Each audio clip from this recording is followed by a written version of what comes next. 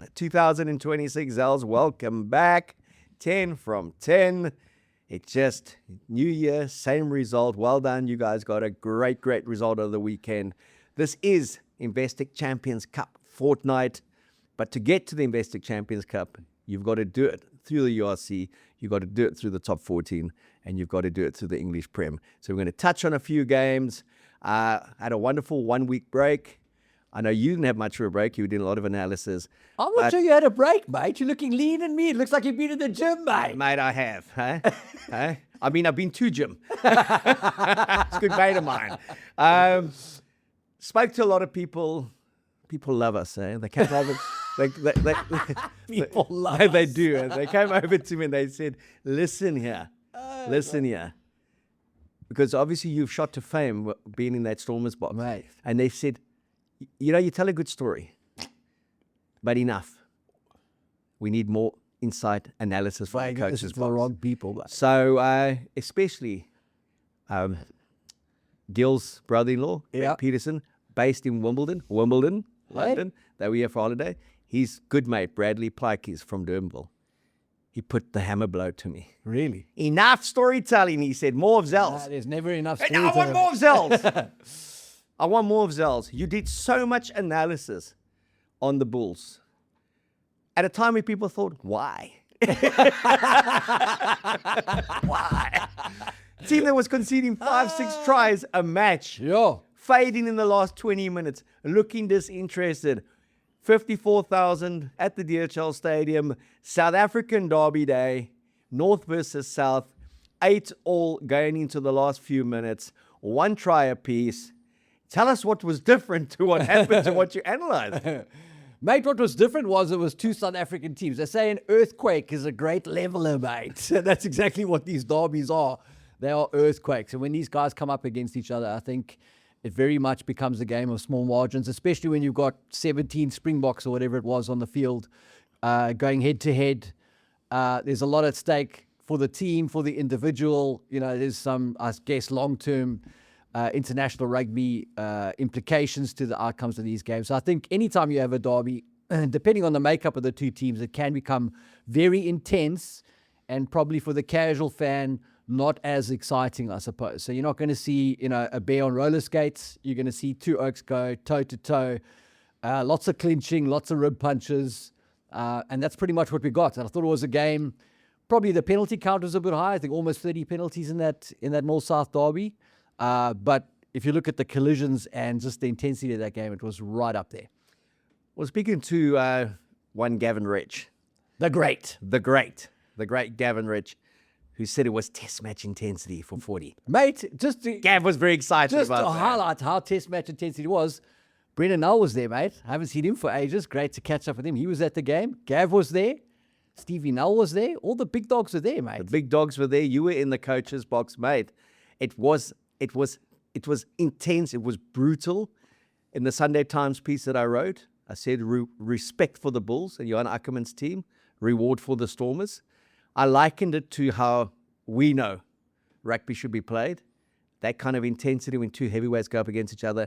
And for those who want music, who want theatre, who want dance, who want no defence, who want beers and pies, watch the Cape Town Sevens.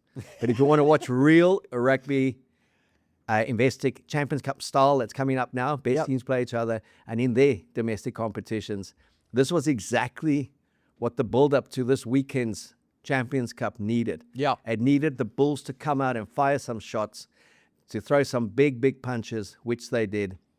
And what I loved the most was watching Akkers in the coach's box, looking like the Akkers of old, the Akkers from the Lions, where every now and again he gave a little high five to the guy on his right, a little high five to the guy on his left, even though I went with my left hand there. And then I would see him occasionally dip into his little packet of biltong and chew it with such contentment. I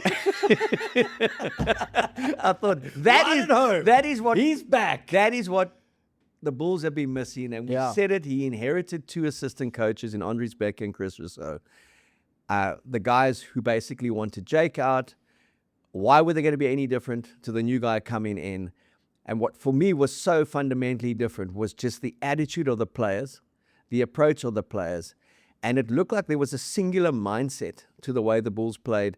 as opposed to 15 different ideas or 15 different captains from what we've seen in the competitions. Pre this game, they'd lost 5 on the bounce. It's now 6. But they will take some form of moral victory from this one.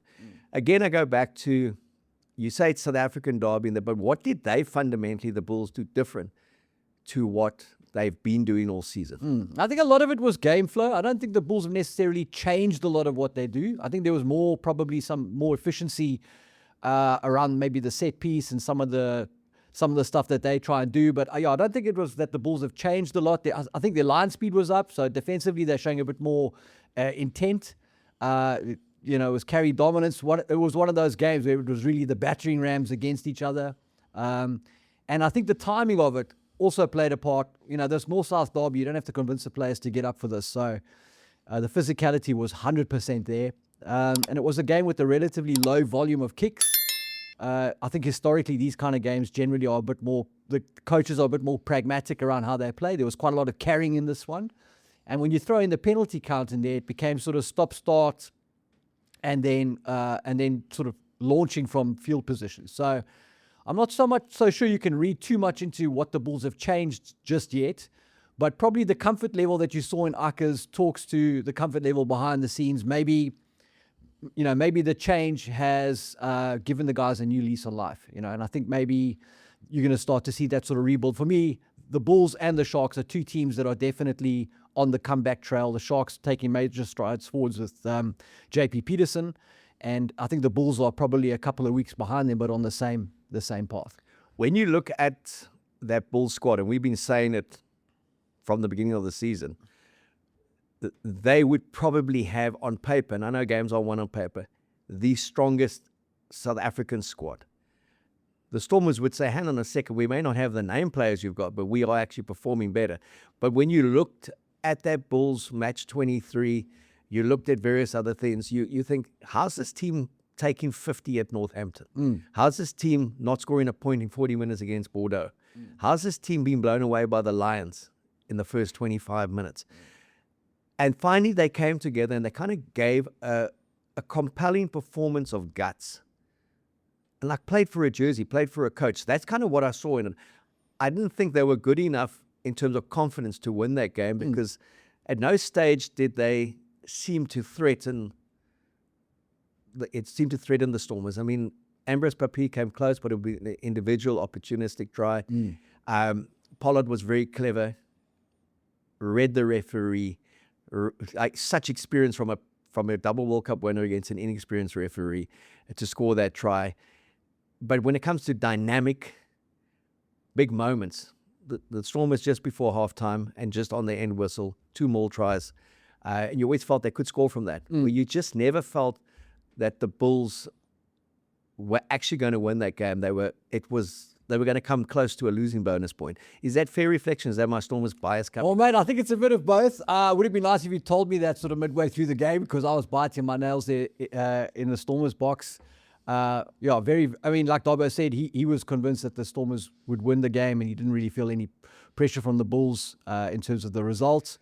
Tell that to Ali for Mark. But yeah, that was a tough game, mate. That was a tough game, and it's a very, very good result against the Bulls team that's loaded with talent. To your point around, how have the Bulls been playing getting such poor results with such great players in the squad? And I think that just highlights the value of coaching. Coaching is very important because you can have the best players on the field, and if they're not all pulling in the same direction, or if it's not all gelling, then you're just not going to get the results. So the Stormers, I think, are good sort of showcasing that point, in the sense that maybe they don't have a team loaded with Springboks, quite like the Bulls do, but that next man up philosophy I've been talking about, and just the depth that's been created in that squad where everybody can play a part and everybody has a role, I think is massive, especially in these long campaigns. Now going from URC into Champions Cup, you've got to have a full squad of players. You can't just have 15 guys that are the best in the world and then some extras who are passengers. Everybody's got to be able to pull their weight. But if you look at, again, 54,000 people there, lots watching on television, huge interest in the game, a bit of spice added because there was talk of the SAS went up to Rassie Rasmus and his assistants. The damage controllers say they weren't there all week. Were they not? And the wind. And we know when that wind swirls at the DHL Stadium, it's a very different type of wind. Firstly, you don't see Andre Pollard missing 3 out of 4. You don't see Sasha comfortably missing his touches from a line-out penalty, going for the sideline. A lot of those passes were just going nowhere from both teams because of the wind. So I think that is, people are underplaying just how bad that wind was. Whenever there's rain, people, it's or humidity, slippery ball. But a wind is just the most annoying factor, which brings me to my point. I thought we would see so much kicking from the base, good contestables in that wind, because the wind would have given the kicking team such an advantage and the chase. Did that surprise you from both sides, that there wasn't that kind of on-field rugby IQ intelligence attached to the game, and rather premeditated, this is going to be one by carries and one on the gain line? Yeah, definitely. I think probably the players wanted to go at each other. I think for the players it was about the carries and the tackles for both teams, I think probably. And but in terms of the result, in terms of getting the win, if you take a step back, just have more of a helicopter view, I think the kicking game should have been more prominent probably for both sides, especially in those conditions where it becomes a bit more unpredictable. But you also have to think about it. I mean, if it's a bad kick because of the wind, Willie Leroux can hurt you. And if it's a bad kick because of the wind, Warwick Gelant can hurt you. And that both teams have got speed at 9, so any line break can turn into a try. So you can kind of see some of the thinking behind it probably from the players. But I would have thought in such a tight game, especially once you're 20 minutes in, you can see this isn't going to be a 60-point thriller. To play the margins and put the ball into space and put the ball downfield and try to keep the contest on the far side. That would have been the smart thing to do, I would say. It was an enthralling contest because you look up 30 minutes just before, 29 minutes, 0-0. But it didn't feel like a 0-0 game. And the 29 minutes felt like you were watching this heavyweight clash. For me, it was incredibly positive for South African rugby to have a derby like that. Huge for those current Springboks who are playing in a bull side, to send a message to other people to say, we're a side who can go on the road and beat anyone. Yeah. If we can go to Cape Town and be that competitive, and with a little bit of luck, a kick that had gone over earlier, we could have come away potentially with the win. That to me was hugely encouraging. But for an occasion like this, and everyone knew it was going to be a sellout, 54,000 people, I really felt it needed an experienced referee. Now, I know the only way Griffin Colby becomes experienced is by refereeing these games. But I felt he had no control over the game from the outset. And I don't need you to say this, because the next time the Stormers play, you guys get refereed off the park. But he apologized to the players 3 times in the first 5 minutes that he had made a mistake. And whether the guys played 100 tests or he's an under 15 schoolboy, the minute a referee apologizes to him, he feels he's in charge. And I just got the sense that every player then felt he had the right to speak to the referee and challenge the referee and question the referee, because he had made so many mistakes early on. I don't think he got a hell of a lot of assistance from his assistant touch judges, but I know he got a hell of a lot of assistance from Maurice Jonker, because there were so many referrals against to the TMO. I mean, I even take the Ambrose Papi score. It was so obvious that he hadn't grounded the ball, and even though it's just centimeters, it was over. We spent 2 minutes looking at that from every different angle. And and to give 30 penalties, I think it was 16 to the Stormers and 14 to the Bulls. And it became, for me, just like it was like this contest between referee and player in the end. And every player was having a chat, and he was on first name terms with every player, and they were on first name terms with him. And I just felt he had the surname Colby, but didn't have the performance. Do you feel better now that you've said that? I do, and it's like not to have a go at him. Yeah. Because he did the best that he could do. But for big games like that, you really wanted a Jaco Paper type character in there. And I think the game flow would have been different. There would have been a lot more discipline. And the best referees let players know very quickly that they're in charge. And I just felt that was like 30 big boys going for it at second break without teacher or principal supervision. And fair play for anyone who was going to get in there. And everyone was calling for the TMO. Everyone was doing, knock on rep, forward rep. And then the one guy says, Audrey Smith comes on and just says, for F's sakes, that was a forward, a knock on. He's like, don't talk to me like that. Penalty. Next one's a yellow card. Like, if you're going to give a yellow card for that, man. Yeah. Come on. So you can't start a game and apologize 3 times in the first 5 minutes. I mean, the props, Nietlin and Walker were having a field day educating this guy about prop play, okay? And putting so much doubt into his mind. So, I just felt that the occasion demanded better officiating. And I don't say he was biased at all. I don't say he was incompetent. I just felt the occasion was maybe a little bit big for him, and hopefully he learns from that. I'm just relieved, mate, when Villy kicked that cross kick, mates, and it sailed into touch. It was just a huge sigh of relief. Very happy to bank the win. And then, like Rita said in the coaching box, just have a look up, boys. These stands are full. Look at all the supporters here. Soak in the moment. I thought that was quite poignant. When you beat the Bulls, regardless of when, where, how, or why. It's a moment to celebrate. Well, it's 10 from 10 for the Stormers, 8 in the URC, 2 in the Vestic Champions Cup. It's incredible start. They've beaten two French teams. They've beaten 2 Welsh teams, 2 Italian teams, and 2 South African teams. We know, and we're going to chat more in depth about that on Thursday. They go to the Stoop in London to play their first English team, Harlequins, who started the week well by sending out a press release, 2 from 9 in the domestic championship, to apologize for being awful. And what did you say? The first comments? Mate, the comments were just like, thanks for telling us that you guys are terrible, but what are you going to do about it? What is the plan? How do we come back from this? So I mean, that's going to be an interesting matchup for the Stormers, because teams do tend to rally when the club owner sends out a little final warning. Jobs are on the line. Jobs are on the line this weekend. But also never an easy place for South African teams to play. It's to go to the Stoop and to go to London, but there should be great Stormers support. We look at the other one, and I couldn't believe this. I couldn't believe the lack of rugby intelligence. What? When it came to the Sharks against the Lions. Yeah. You've got the bonus point in the bag, 22-18. You're playing with one player up. Just the Lions are a team who can score from anywhere at any occasion. They do it often in the 79th minute. They score a 7-pointer. Secure at best 3 points. The draw and the bonus point try. And Jordan Hendrickse wasn't kicking well. He kicked 1 from 4 in terms of conversions.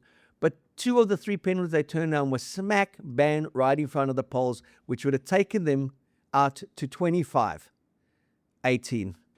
And they turned it down. They went for the line out, cocked it up. And you just knew something was going to happen in that 79th minute that was going to put the Lions on the attack. And fair play to the Lions. Hashim Peed, straight on, scores.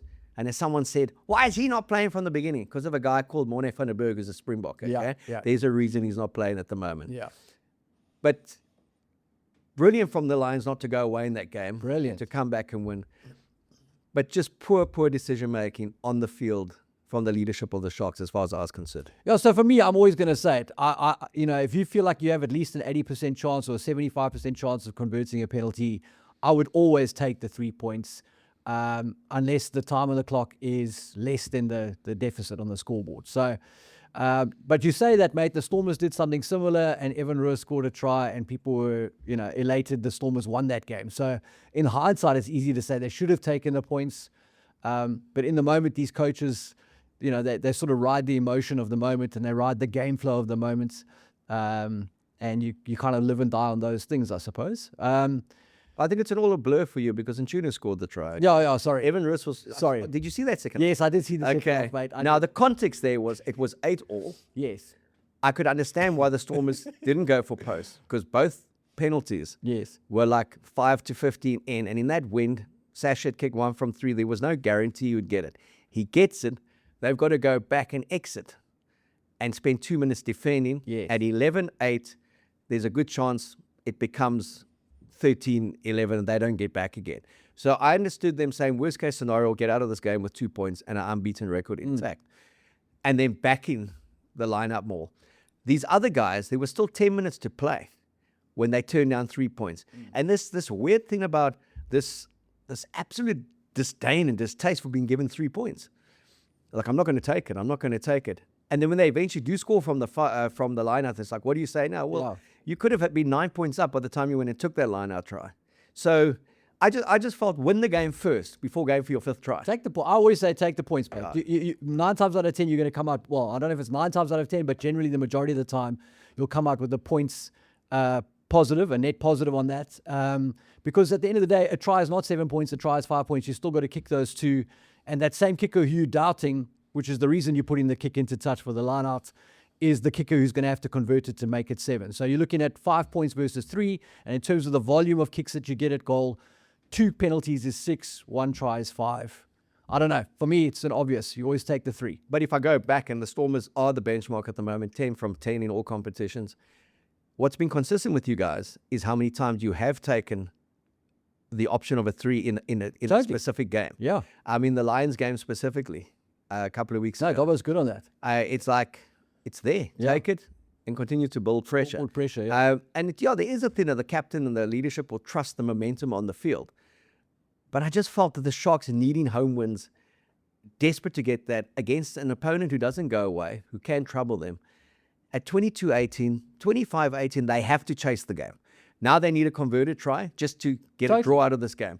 22-18, they feel they can still win that game through a mistake. And it came through a mistake from the Sharks. Being elaborate, it's like they just weren't at their best.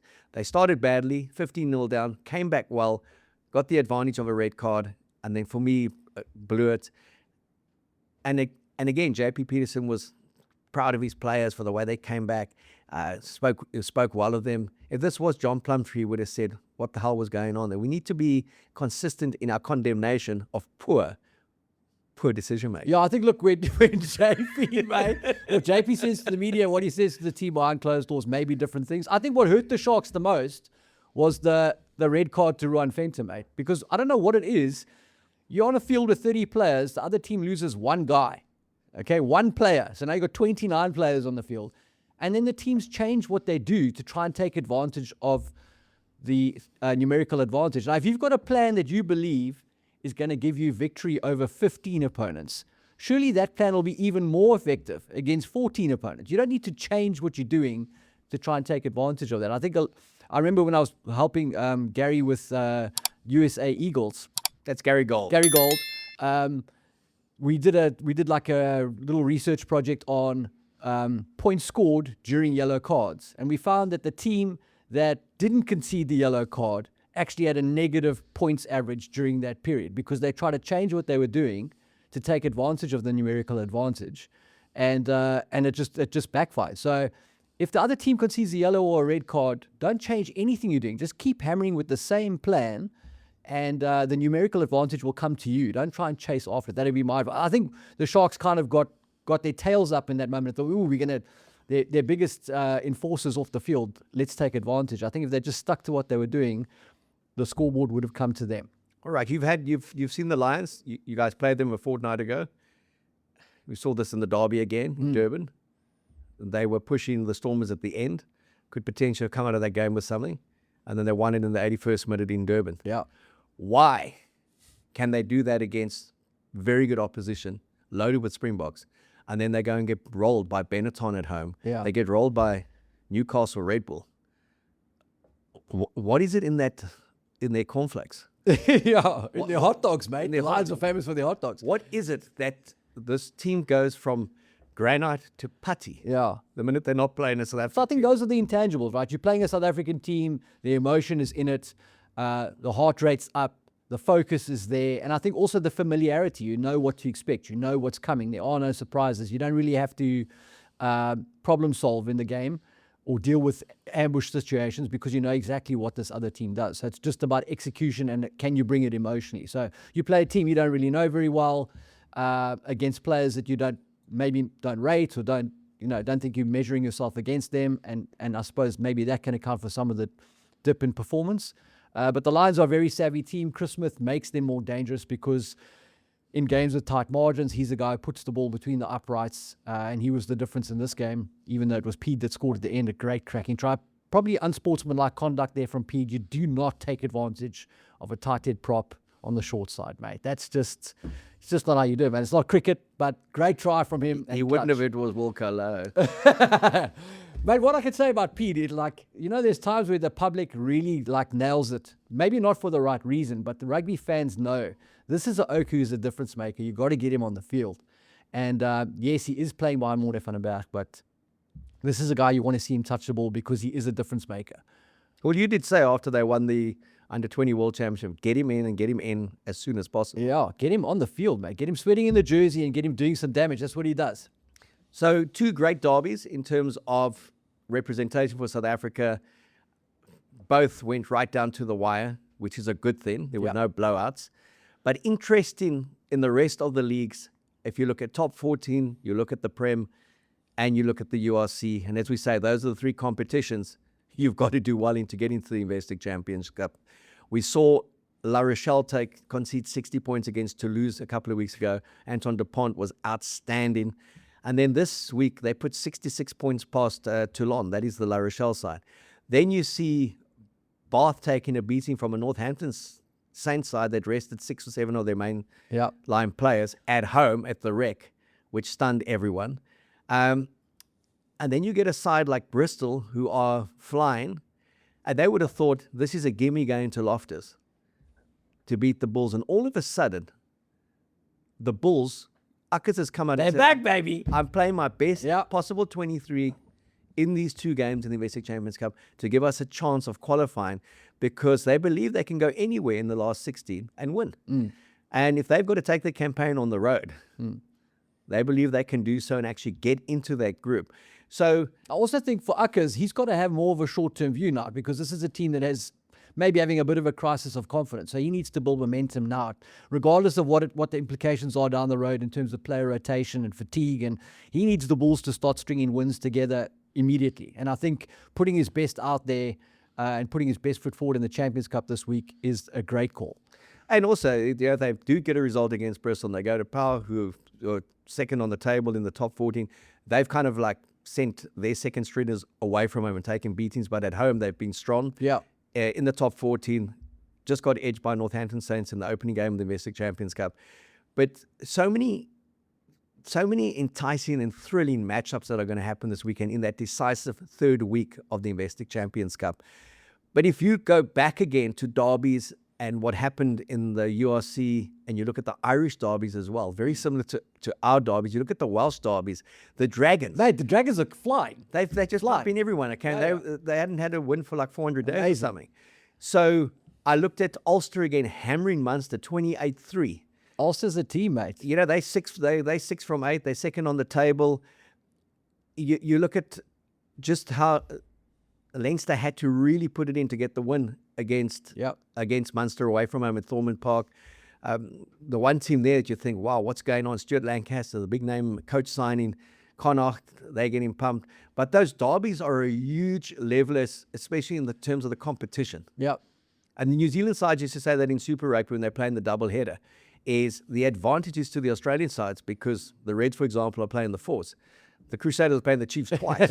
So there's a good chance of losing a few games there. Ironic that they would say that, because the South African teams are playing each other twice too, mate. Exactly. One of the most brutal rugby on the planet. Exactly. So when I just looked at the level and the competitiveness, and then you tell me as well, how hard was it to adjust from going from beating the Lions, now you're in that Stormer setup, just before New Year, and then you've got to come out of the old year into the new year and play the Bulls. And the turnaround time was 10 days or whatever, but basically three training sessions. How did the coaching setup deal with that mindset? Yeah, I think probably the break may have made it a bit easier, because we were supposed to play the Bulls just after Christmas, and then that game was pushed back. That round 8 game was pushed back to March, I think. And I think that would have been tough, is sort of going back to back like that for such a massive game at that time of the year. Having the break actually gave the guys, I think, an opportunity to just do a bit of a recharge, freshen the brain a bit, and then come back for a big week against the Bulls. I think that actually made it easier. And also, it's the kind of thing there, even though you are on holiday, you're lying on a lilo in the pool, in the back of your brain, you know the Bulls are coming. And it just gives you that sort of, they're not on your doorstep. It's not like, okay, yay, high five, we just beat the Lions, now we're playing the Bulls. I think that opportunity to just recharge was massive for us, and probably for the Bulls as well. But having to do it back to back to back to back, That must be tough. I mean, I can only imagine in all of these derbies. And I think that's probably why the underdog teams are ambushing sides, like you see in the top 14. Top two teams, Toulouse, Power, both lost at the weekend. For the underdog teams, it's probably easier to get up because you're not thinking about the length of your campaign. Every game is like a World Cup final for you because you're just battling you're desperate. You just want to get some respect. So these derbies definitely make it tougher. But now all festivities are over. Boxing Day is come and gone. Christmas has come and gone. New Year's come and gone. Now it's full on again. Eh? It's full on till the end of June. And then we go into the test season. It's going to be a full-on 11 months of effectively international rugby. And then we look again, it's December, and we're right back to where we were a month ago, Investec Champions Cup rugby, and a little bit of URC chucked in. If you look at the round of South Africans, of those two matches, were there any big winners for you? And maybe a play or two, because Rassie would have looked at those games and thought, this is as close as these guys will get to test rugby, those who haven't necessarily been in the front line, and probably tougher. I mean, you playing Wales, 73-0 at Cardiff. This was a test match in Cape Town. That wasn't a test match in terms of the intensity. Him looking at players, do you think he would have said, I like that, or that's a bit of a red flag? Or he knows exactly what he's got him? No, look, Rassie knows exactly what he's got in everybody, but I think a guy who he knows extremely well, who hasn't been in the box setup and hasn't been on the radar for whatever reason, but has been a consistently good player, if not necessarily world class for most of his career, and who was an absolute villain on the day for us on Saturday, was Jean-Andre Rudolph. I thought he had an absolute cracking game, forced some great turnovers, was a real menace. And there's a guy who's not sort of in his physical prime, but is playing some great rugby. So I don't know whether Jean-Andre is going to crack the nod, but that's a classic. Isn't that a classic Swiss Army knife kind of player that Rassie really enjoys, in the Kwagga Smith kind of mold?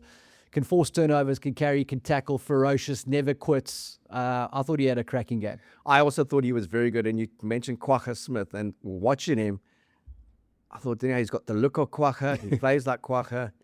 And here's poor Evan Roos having a cracker and another one down in the pecking order. Puts him down at about number 9. Evan had a great game. Evan was outstanding. And you know what, guys? Whether he plays for the Springboks or not, that's not the point I'm making. I thought he was outstanding. No, he was disciplined. He carried well. I thought Andre Juchefenta carried well. Paul de Villiers, mate. What a difference. And Paul de Villiers, when he comes on, he's certainly a player that is asking questions of the national setup and asking questions in terms of how they identify players. And I just want to know what's his hooking skills like. Because he's got to be multifaceted. Can't you throw in? No, he's great, mate. He's got to go in there and say, I can play that role for you. I can also play 9. I can also play 2. Because if you're multifaceted and multi-talented, you just get yourself that extra boost to get into the box squad. But Manny Chituka, mate. Add him to the list of blokes in the queue for number 8. I've been saying it for some time. I think that guy's going to do great things between now and the next World Cup. I don't know if he features in Rassie's plans, but I think he's a very good rugby player and a difference maker, versatile, power carrier. He's put also more heavy-handed probably and already a Springbok. But I just had a sneaky suspicion about Manny making a late charge. So let's see. I don't know. He was good again on the weekend for the Sharks. And I think him and his boots are central to that resurgence under JP. And then we speak about individuals. I mean, Wilco, 69 minutes, just outstanding. Yeah. He's a destroyer. But all credit to Ali Vermaak. He lasted 25 minutes, but he took on 5 scrums. And I think it's his neck that went, huh? I think it may have been an ankle thing. I'm not sure. Ankle, okay. Yeah. Well, the weight of the neck onto the ankle. Yeah. Weight of Wilco's neck. But I just thought, for a guy at that age to be doing that against a guy like Wilco. But it must be comforting for you guys to know that guy's going to be your tight head and on the tight head side next season. To have a combination of him and Neertlen, I mean, that would scare most opposition. Yeah, and Ali Vermaak, I mean, mate, you never want to see an injury, but there's a guy actually scrummed against Wilco for years at Western Province and at the Stormers, and it's a pity. I mean, like I say, it's always a pity when there's an injury, but specifically because it would have been great to see those two old mates go for 80 or 65 minutes. All right, but all things considered, I mean, the Stormers are off to play Harlequins. The big one for social media. And we know the Bulls are hosting Bristol Bears, but the big one for social media is who are the Sharks and who is tuna, Who is Tuna? because it's the Sale Sharks against the Hollywood The Bet Tuna Sharks. Bowl. Marco Mazzardi, the owner of the Sharks based in Durban, keeps on saying, change your name. Tuna's not a bad thing. You can't be the Sharks, the Sale Sharks. I know, chatting to the boys from Sale when we were doing the Investor Champions Cup kind of preview in London, they are waiting for that game because they want to make a statement that there should be only one Sharks playing in the competition, and it's the Sale Sharks. So that match in Manchester is going to be bigger in rugby terms than Man United playing Manchester City in soccer.